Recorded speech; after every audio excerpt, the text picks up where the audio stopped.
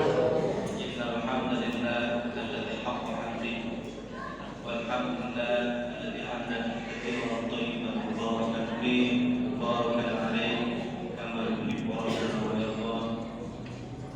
أشهد أن لا إله إلا الله الواحد القهار وأشهد أن محمدا عبده ورسوله النبي المختار. اللهم صل وسلم وبارك على نبينا محمد وعلى آله وصحبه ومن دعا بدعوته إلى يوم لقاء ربه. أيها الإخوة الكرام أوصيني وإياكم بتقوى الله وطاعته لعلكم ترحمون تفلحون ونرجى. وقد قال تعالى في سورة الفرقان سورة رقم 25. أعوذ بالله من الشيطان الرجيم. بسم الله الرحمن الرحيم. وقال الرسول يا رب إن قوم اتخذوا هذا القرآن مهجورا.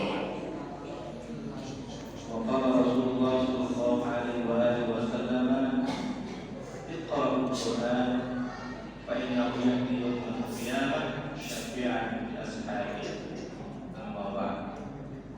Saudara-saudaraku sekalian, jamaah salat Isya dan Tarawih musola Sabilul Muttaqin. Alhamdulillah atas izin dari Allah Subhanahu wa taala kita berkumpul di tempat yang mulia, di bulan yang mulia, di malam-malam 10 hari yang terakhir, juga malam yang sangat dimuliakan oleh Allah Subhanahu wa taala. Kita berkumpul untuk beribadah dalam arti menghambakan secara totalitas kepada Allah Jalla wa'ala, khususnya bisa Allah di bulan yang diberkahi Allah, di bulan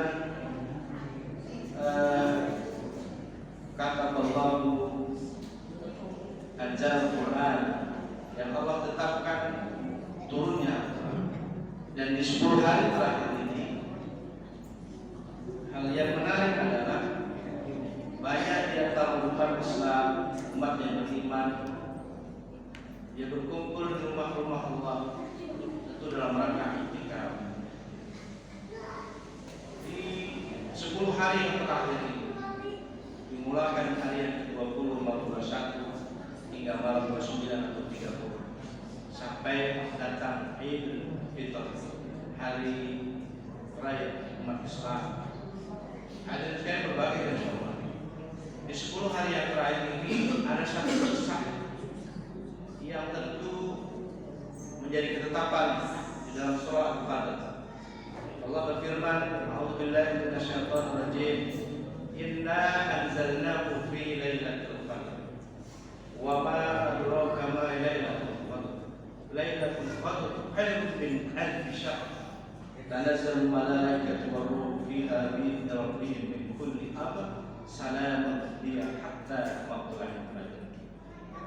Saudara berbahagia dan hormati, sesungguhnya kami, kata Allah, telah menurunkan Al-Quran fi lailatul qadr, di malam Lailatul Qadar. Malam Lailatul Qadar adalah malam yang terbaik, yang nilainya 1000 bulan. Bisa dibayangkan kalau kita melakukan perbuatan kebaikan di sisi Allah dan amalannya dilipat gandakan sampai dengan 1000 bulan. Kalau kita kalkulasi dengan hitungan usia kita mungkin 80 tahun lebih, 82 tahun. Di 82 tahun, mohon maaf, barangkali tidak ada usia kita yang sampai di sini. Ya bonuslah 80, 90 sampai dengan 100. Dan itu artinya sungguh luar biasa, satu predikat pahala yang Allah berikan kepada orang-orang yang beriman, yang mereka serius di dalam mengamalkan ibadah Lailatul Qadar, i'tikaf atau apapun itu di malam-malam di bulan Ramadan. Bahkan bukan saja di 10 hari yang terakhir, bila lulus, artinya Ramadan semuanya itu adalah bulan yang berkah. Maka mari kita berlomba dari hari pertama, kedua sampai dengan hari terakhir Ramadan. Artinya barangkali ya sudahlah, tidak usah kita berpikir pahala yang berlipat ganda, Tetapi mari kita beramal yang terbaik, karena Allah menilai ayyukum ahsanul amal. Terserah Allah kemudian kita mendapatkan malam Lailatul Qadar, alhamdulillah. Ataupun tidak juga alhamdulillah.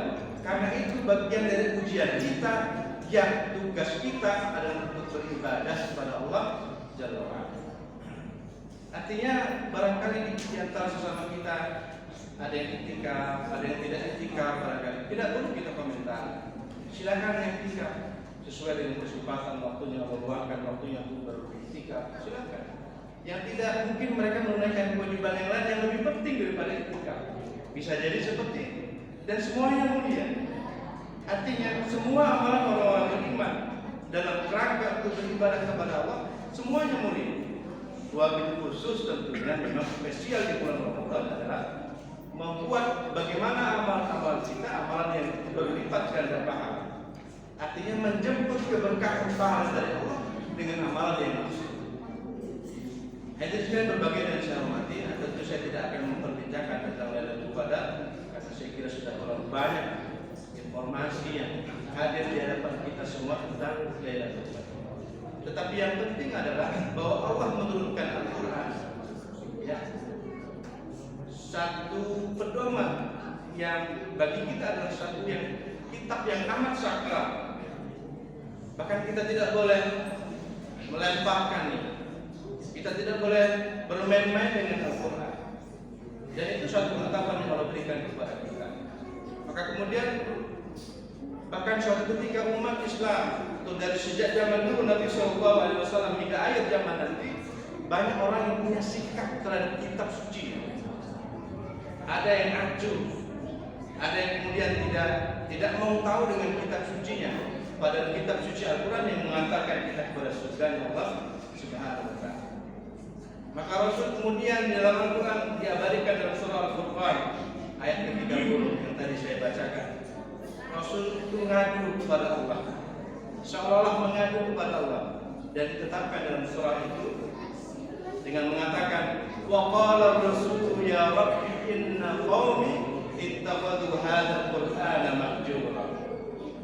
Dan Rasul berkata, ya Rabb, wahai Tuhanku, inna qaumi, sesungguhnya kaumku, ittakhadhu hadzal qur'ana mahjura, telah menjadikan Al-Quran itu sesuatu yang dicueki, sesuatu yang diacuhkan. Kenapa bisa begitu? Padahal mayoritas kita adalah umat Islam. Bapak Ibu dan masyarakat berbagai yang saya hormati. Dulu ketika baginda Nabi Muhammad SAW menerima wahyu, kemudian membacakan Al-Quran, kalangan kaum musyrikin ketika itu ada yang mengejek, melakukan istihza, sambil kira-kira apa bahasa kita sekarang ya, mungkin menyanyi dengan suara-suara hingar-bingar musik atau penjelek-penjelek yang lainnya, seperti itu dahulu, seolah menghina apa yang dibaca oleh Nabi SAW berkaitan dengan kitab suci Al-Quran. Maka turunlah ayat ini menceritakan tentang betapa Nabi bisa dikata mengeluh. Ya Rabb, inna qaumi ittakhadhu hadzal qur'ana mahjura. Ya Rabb, ya Tuhan, sesungguhnya kaum itu telah menjadikan Al-Quran sesuatu yang diacuhkan. Ibnu Katsir dalam kitab tafsir yang menjelaskan, lalu siapa saja yang mereka yang meninggalkan Al-Quran? Pertama, mereka yang tidak membaca Al-Quran, la yaqra'una Al-Quran wa yastami'una, tidak mendengar, tidak membaca Al-Quran dan tidak mendengarkan Al-Quran. Itu yang pertama.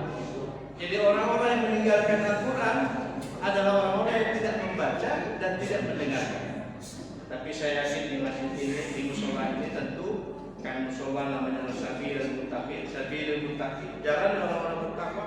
Saya pastikan mudah-mudahan rajin membaca dan mengamalkan hukuman terlebih lagi. Membaca, mendengarkan Al-Quran. Membaca, ya tak dalam suatu hadis dikatakan, membaca yang terbantah-bantah saja mendapatkan pahala yang 10 kali lipat. Apalagi yang lancar. Beberapa waktu yang lalu saya membaca satu sains Al-Quran berbicara tentang surat Lailatul Qadar. Ternyata jumlah hurufnya, jumlah kalimatnya, semuanya digabungkan itu tepat menggambarkan satu keistimewaan turunnya Al-Quran di bulan Ramadan. Hadirin sekalian berbagai dan semua itu, maka marilah jadikan Al-Quran itu satu hal yang amat sakral. Pegang, tamassak, pererat pegangan kita kepada ini. Artinya, mari kita maksimal dalam beramal kepada Al-Quran, karena hanya kitab suci satu-satunya yang dapat mengantarkan kita kepada surga Allah. Yakin atau tidak? Tentu ya. Kalau tidak yakin berarti dipertanyakan insya Allah. Jadi itu yang pertama. Mereka yang meninggalkan Al-Quran adalah la yaqra'una Al-Quran wa la yasma'una, tidak membaca dan tidak mendengarkan Al-Quran. Kemudian yang kedua adalah tarku ilmihi wa hifdhihi. Mereka yang meninggalkan Al-Quran adalah mereka yang meninggalkan ilmu-ilmunya dan penjagaannya atau hafalannya terhadap kitab suci Al-Quran. Jadi ilmu Al-Quran begitu penting. Bahkan para ulama ada yang membagi ilmu Al-Quran sangat banyak, ribuan, 70.000 ilmu Al-Quran. Ada Amqas, Mutlaq, Muqayyad, Makkiyah, Madaniyah, Asbabun Nuzul dan seterusnya. Belum lagi qiraah, tajwid. Yang kemudian kita mengenal mungkin kalau ada para imam dengan bacaan-bacaan yang berbeda. Alhamdulillahirabbil alamin, Ar-Rahmanir Rahim, Maliki Yaumiddin. Misalnya, ihdinas siratal mustaqim, itu ilmu qiraah. Ilmu model bacaan dalam Al-Quran, dan itu benar.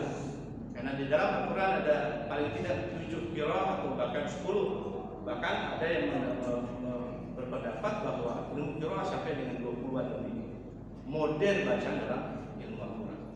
Jadi orang-orang yang meninggalkan Al-Quran, orang-orang yang meninggalkan ilmunya dan tidak melakukan penjagaan terhadap Al-Quran dan ilmu-ilmunya, maka itu juga boleh jadi termasuk orang-orang yang mahjur, menjadikan Al-Quran sesuatu yang dicela. Yang ketiga apa?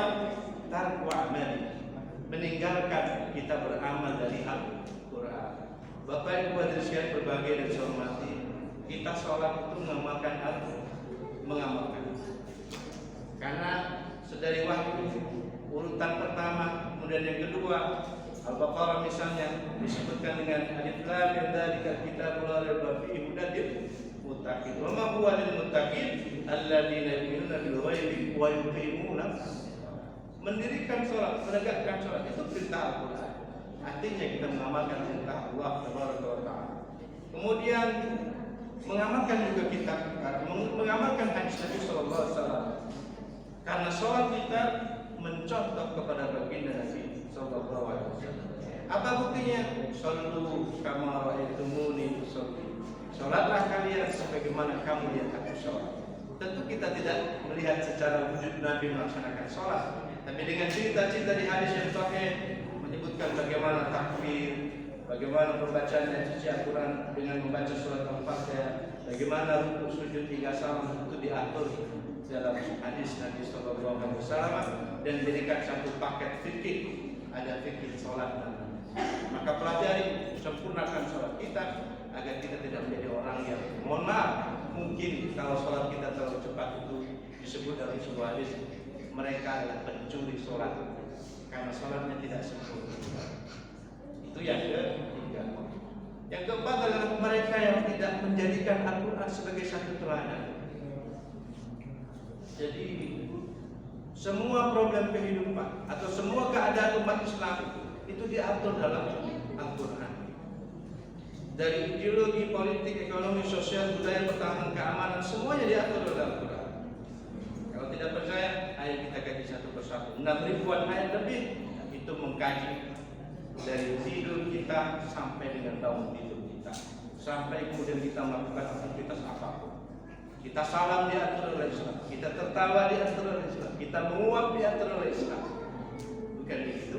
Kita menjenguk orang sakit diatur oleh Islam, kita bertetangga diatur oleh Islam, sholat menghadap kiblat diatur oleh Islam. Sebegitu detailnya Islam mengatakan perbuatan hamba-hamba Allah adalah ibadah. Apa itu?